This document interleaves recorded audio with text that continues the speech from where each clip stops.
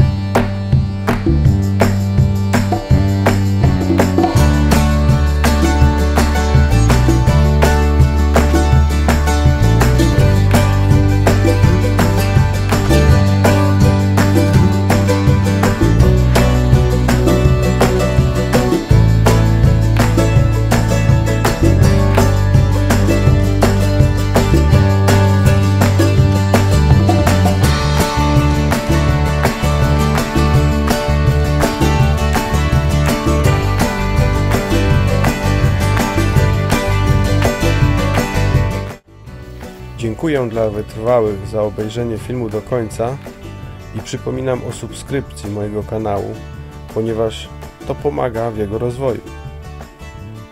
Do zobaczenia w następnym epizodzie.